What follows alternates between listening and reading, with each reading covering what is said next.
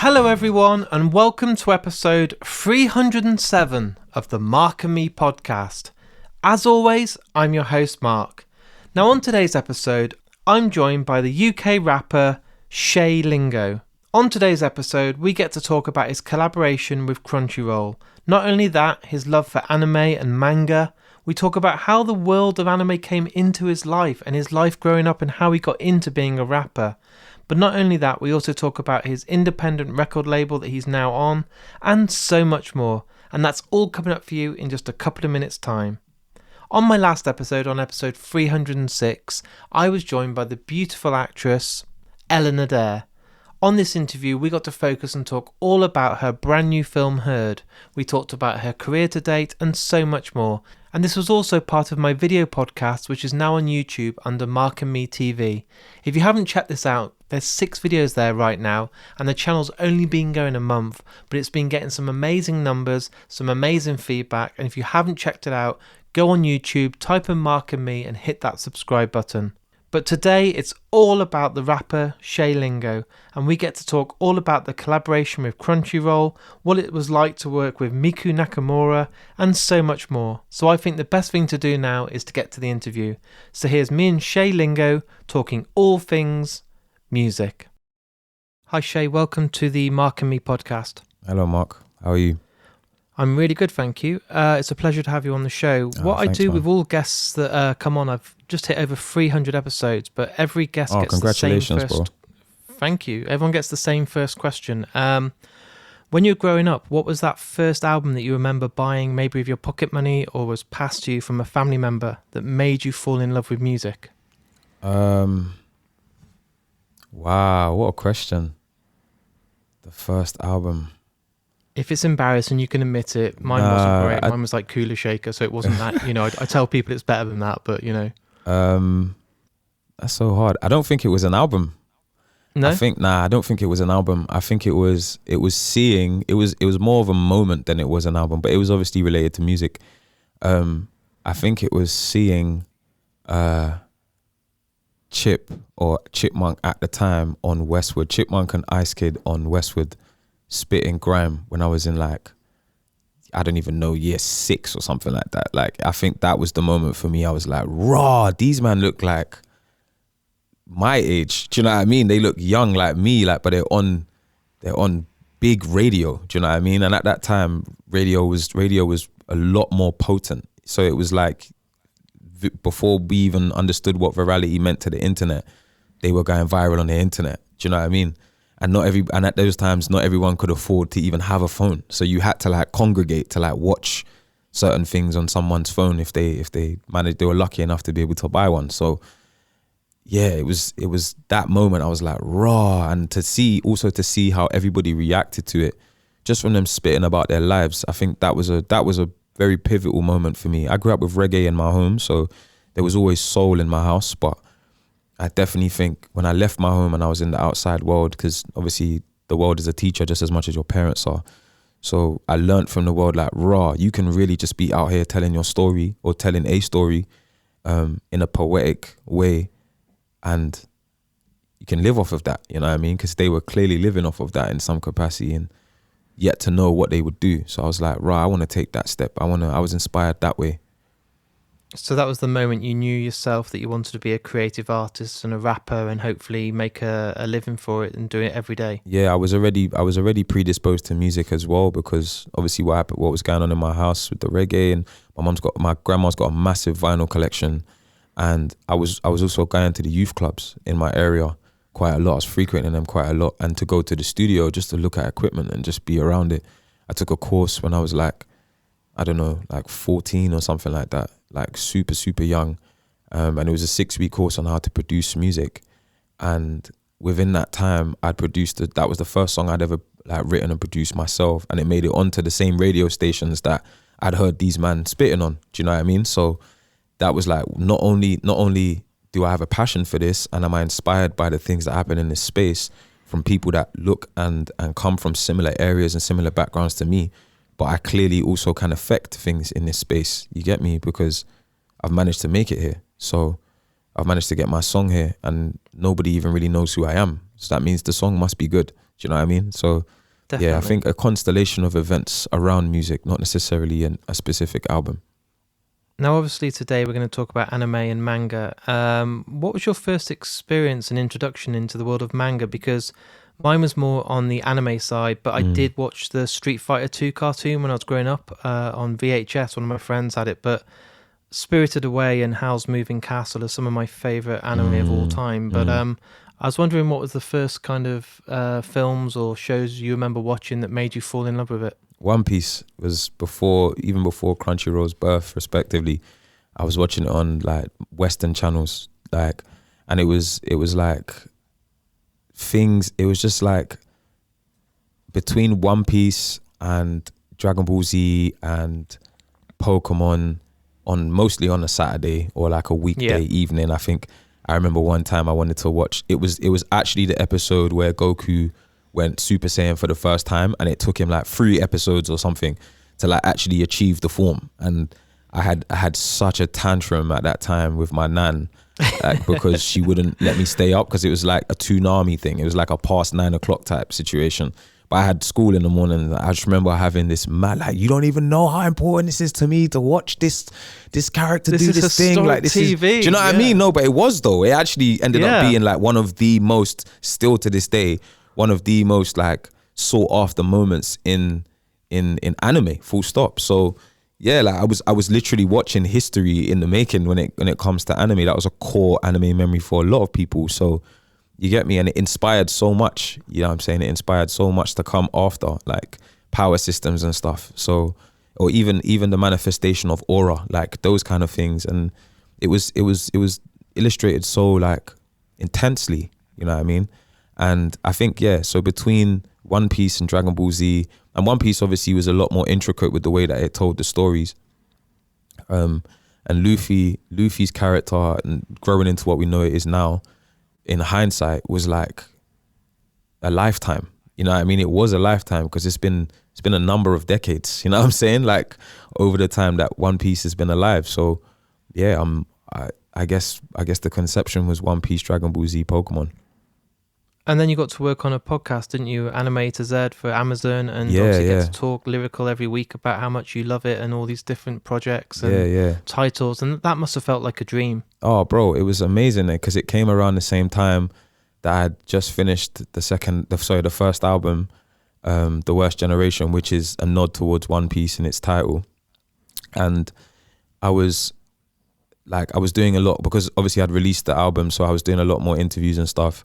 And I was talking a lot more into mics, and it's not music. So people are listening to me talk and make points and articulate myself and like go off on tangents about whatever within questions.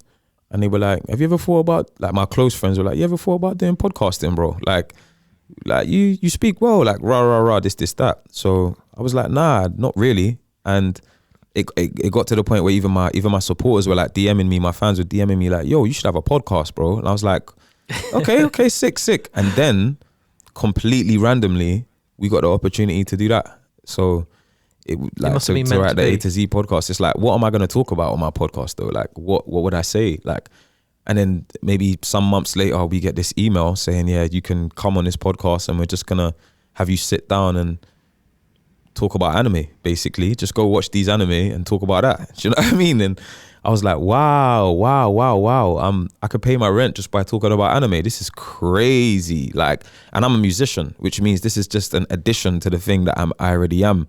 And now the world is opening up for me in a certain way. So after that, I was quite intentional about putting myself in the space, not just because it was so unique to have written for JJK or to have done the anime podcast, but because of the results of those things were so genuine. You get me? I got such sincere feedback, positive feedback, just in the same way I do with the music and the people that it reaches and the people that it affects. Like it was almost like releasing songs again. You know what I mean? It's because it means so much to you and you're so passionate. So to talk about it must not even feel like work. It's just, you do it for free. You're so passionate about it. You just want to talk about it all day anyway. Yeah, exactly.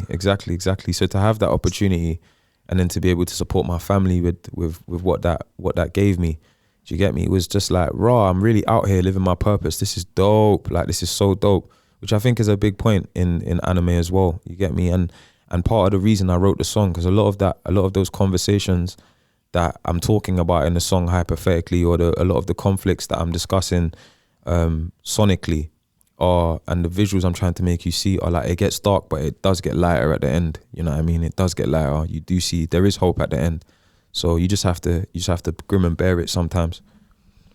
So what was it like then when you got involved and did this collaboration with Crunchyroll? Surely the kind of inner child of you was just like, is this Christmas Day? This must feel bro. like all your dreams. I'll be real, it's even still surreal now. Like, I'm sitting here talking to you and like we're in a room in the middle of Soho and it's like raw, there's pictures of me in the hallway of this mad hotel, and Crunchyroll have like brought this amazing team out to kind of facilitate this thing, and all because of some passionate things I felt over some moving pictures that I watched and how they touched me. Do you know what I mean? Like, it's like I'm very, very humbled by this. You know what I mean? Extremely humbled, but also quite empowered, and I feel quite free. So yeah, it's a good space to be, and I feel very at home. It could make me emotional, but I feel very at home. It's nice. That's a good feeling, and you've earned it. And Thank with you. the collaboration with Miku Nakamura, Yeah. what was that process like working with her? Because obviously she's iconic, but obviously you weren't in the same room, and I've seen studio footage and making of footage where you were kind of collaborating over the internet. Yeah. It must have been such a good kind of behind the scenes and production for you to get involved and have someone else to kind of share ideas with, but work on this whole collaboration together. Yeah. It was very much like, how do I explain it? It was like surreal, because it's the first time I'd actively spoken to somebody from Japan who doesn't speak English. Yeah. So we only had the music. Do you know what I mean? Like, we really only had the music and one of her friends who's helping translate and stuff, obviously, the sentiments of songs and whatever. And gracefully put together by Crunchyroll. It was amazing. And she's dope. She's an amazing singer. Like, her voice is ethereal. She sounds like an angel to me. So when I heard her on Asphyxia before, when I was like kind of putting together because sometimes I'll go into like a little hole in my house and just like think of ideas and stay up till whatever time in the night trying to get my ideas like into a vision and into a pathway. And I did that, and I was listening to Miku's voice on Asphyxia, and I was like, I need this. This promotes such freedom. You get me? It's her voice sounds like she's floating through the air while she's singing it. Do you know what I mean? So I was very inspired to have her on the song. So I chose her. Well, after we'd composed the majority of the song, I chose her, and she gracefully and thankfully agreed to be a part of it and lend her voice to it. And then we got in. She respected what was already done, and she didn't want to do too much, but she also obviously was very strong in the way that she wanted to contribute. You get me? She wanted her contribution to have value as well. And we found a lot of middle points in the sentiments of how things would come across in Japanese versus the original lyrics I'd written obviously in English, and all these little bits that just got melted away, the barriers that just got melted away by the fact that we were in agreement over what purpose the song had. So it was an amazing experience to work with Miku, and I'd love to work with her again. Were you kind of sitting there while it was all being recorded and the track Lifetime was coming together, kind of pinching yourself like, is this a dream? Like, I'm getting to work and collaborate on this, and it's for Crunchyroll, and it's with anime, and it's like, I'm still getting paid for this. Like, how has this happened? At one point, I was the director, because I helped creatively direct the BTS as well. So I'd hired or put forward, let me say, Grade A Productions, which is the guys that I did a lot of my music videos with, and they gave me room to creatively direct those music videos as well for my last album coming up for air. So when I called them for this, I was like, yo, I've got an opportunity to help facilitate some BTS for this song that I'm doing. It's a big collaboration I'm doing with Crunchyroll. I got to hire my friends, and that was a part of it. That was like another, oh my gosh, I'm the protagonist of my own anime type stuff. You know what I mean? And like, seeing that all come together, that there was a moment in the filming of the BTS where the director said to me, my friend Reese Salvador, said to me, what does it mean to have worked with Crunchyroll? Just like that, you get me? And it made me emotional. It made me emotional. Yeah, I bet you froze up a bit. Yeah, like, man. It was like, how do I sum it up with words? It was hard to do. It was very hard to do. Outside of like, obviously, I will, like, respectfully, I will go on to do other stuff, but this is a significant core moment in my career for me. You know what I mean? Because it blends everything that I am. You get me? It blends everything that I am. I'm from the UK. You can hear that on the song. Do you get me? I'm also from Caribbean descent. You can hear that on the song. I'm a person who likes to be creative and likes to move through sound and likes to move and inspire people through visual. And I think the song is very visual. Do you get me? So you can hear that through the song. I'm a person that likes to collaborate and feel respected and feel honored. And I like to honor and respect other people. You can hear that through the song. Do you know what I mean? So when he asked me, and I revere Crunchyroll highly. So when he asked me, like, yo, what does it mean to, like, you and your inner child to, like, work with Crunchyroll in this way, in this capacity, in such a big capacity, in such a unique, specific way, kind of thing. I had tears before I had words. You know what I mean? It's beautiful. Yeah, man. It was a dope, very, very dope experience, and a very, very moving experience for me. Do you feel like this collaboration, and obviously now having this release out there for the world to see, do you think it will bring a newer audience to anime and to Crunchyroll, and that fans of your music that might not be aware of your love for anime or just, you know, your fan base might now start getting converted into checking out a lot more anime, and then, like you, being obsessed and falling in love and finding all this incredible material that's available? I hope so, man. I hope so. I can only hope. You get me? Like, God gives you a talent, a gift, whatever the case may be, and you just got to find a way to serve the people that you love in your community with that gift. You get me? So I just hope that I'm able to serve them in the right way. You know what I mean? With this song. And yeah, I think that's the most I can say on it. Like, I'm just trying to do what I think I've been put here to do. No, that's fair enough. And I suppose for people that are listening today that aren't aware of all the world of anime or Crunchyroll, are there certain titles or pieces of work that you'd recommend that people could start off that will give them an insight into the world of anime?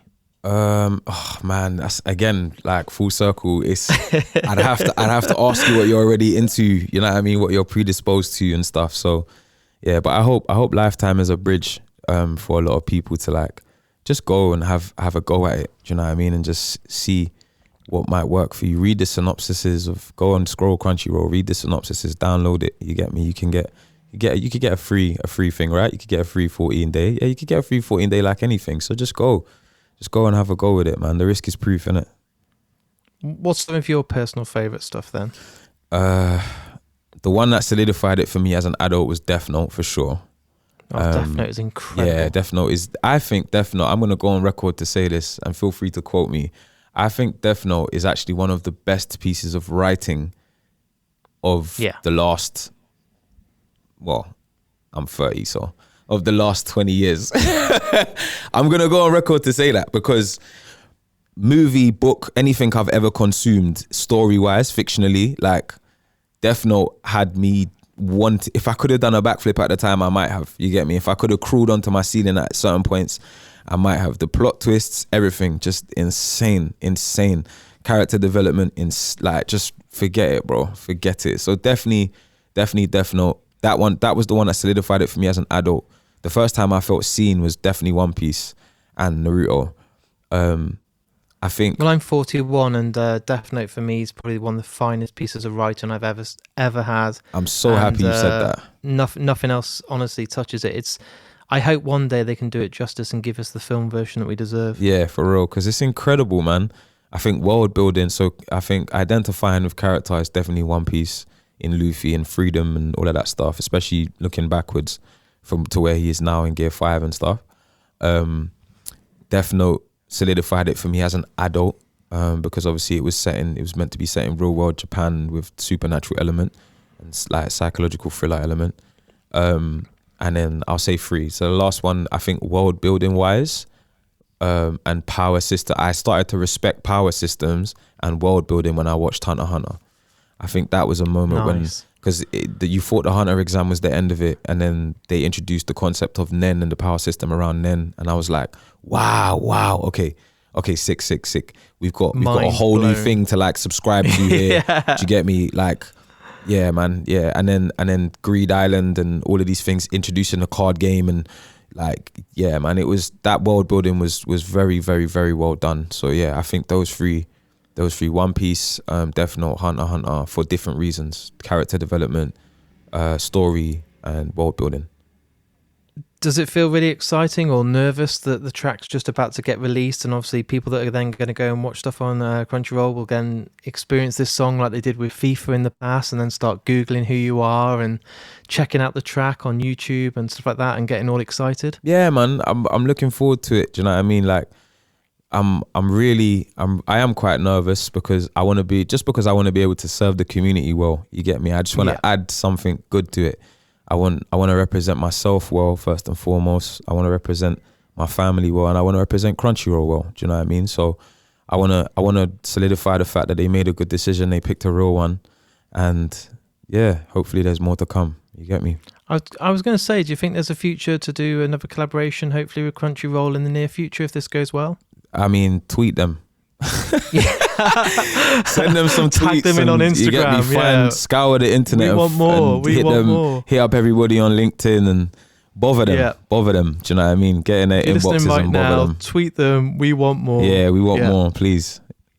And as we're sitting here, obviously now you've gone onto your own indie label, which must feel really, really exciting. But then to have the full creative control, that also must feel really inspiring, that there's kind of no limitations and you can do what you want when you want. Yeah, man. I think there's a stigma around labels. I think it's very much about the people you choose. You get me? The people that work your team. It's not just about the history of the label or who else they've got on their roster. You have to carve your own path wherever you go, I think.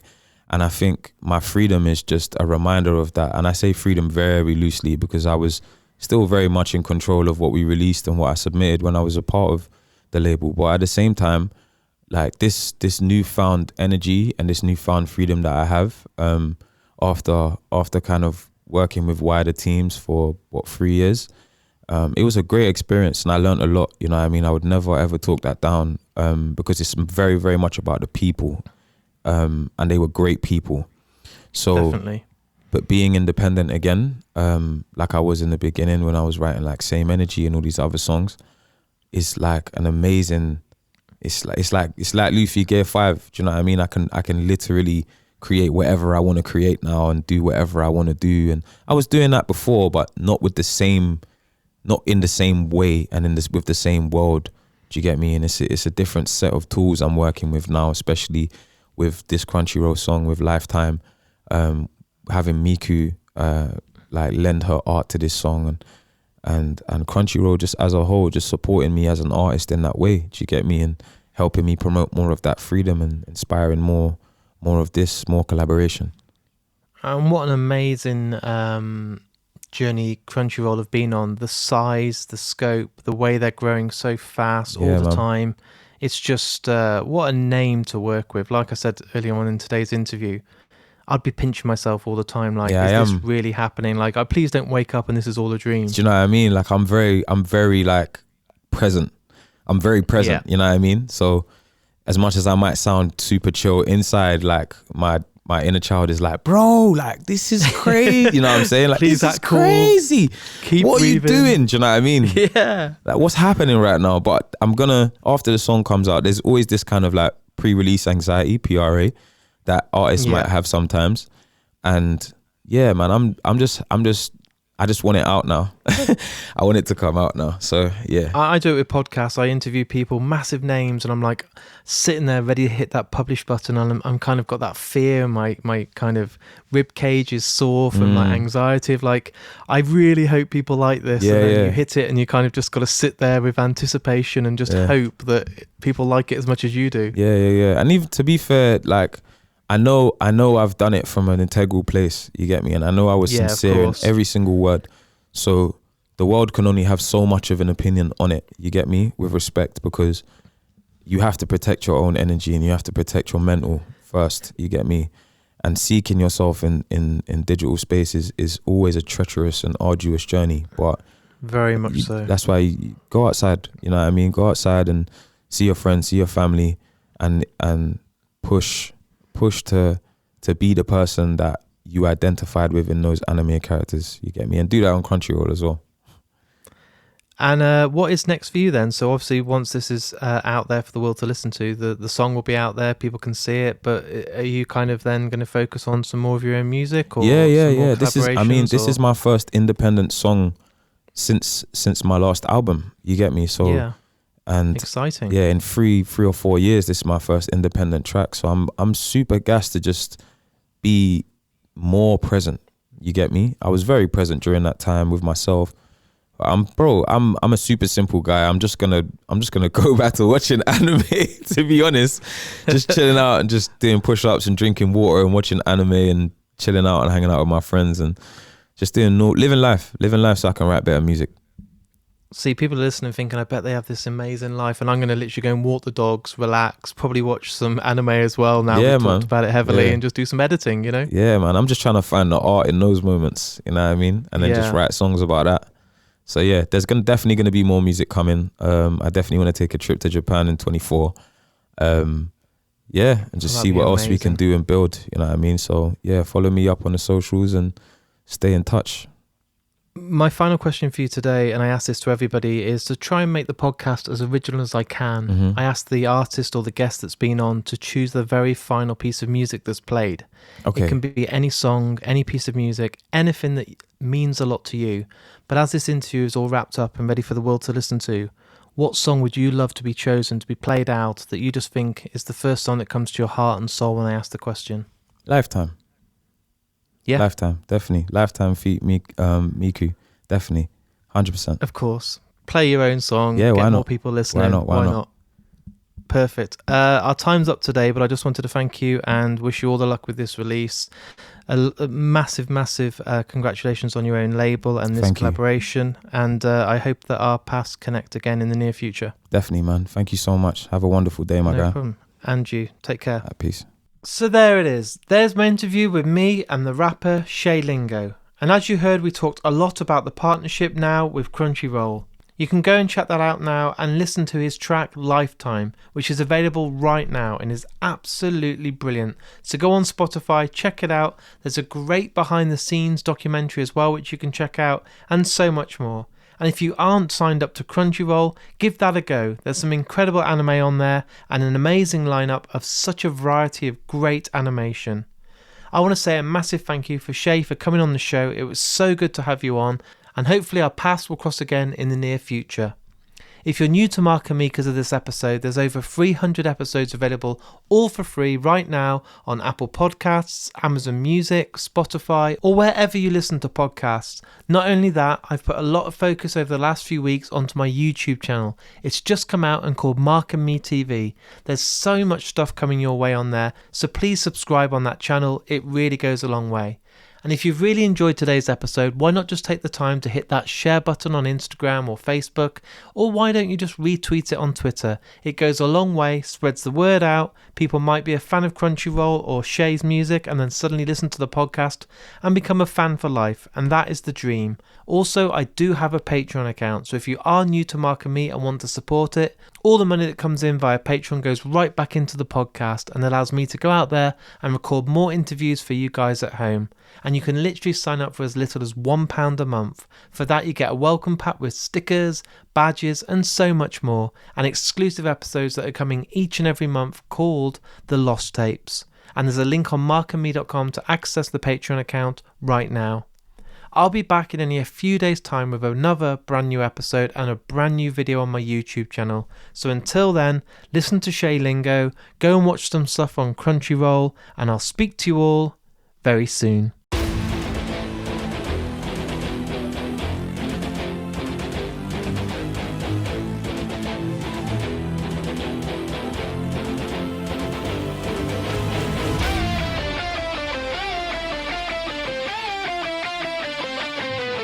I know what's causing the ridicule. They're moving awkward and cynical. Suppressing emotion is difficult, but I know all of the spiritual causing the war in the physical. None of that big can be cyclical. Turning the cheek like it's solace in bringing you. I've been absorbing in treachery, keeping it all in my treasury. Feel like a valuable lesson for legacy. I can't let impossible pressure me.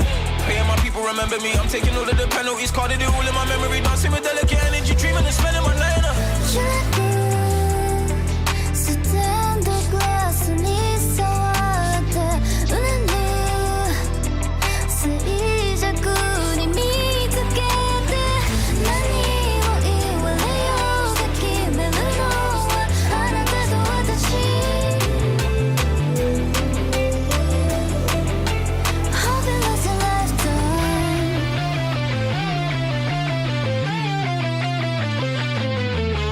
enough is enough.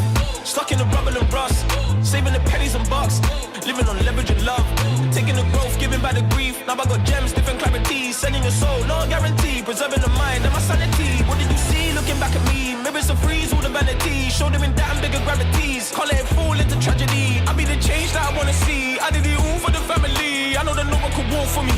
I just pray that they could call on me even when I'm in a place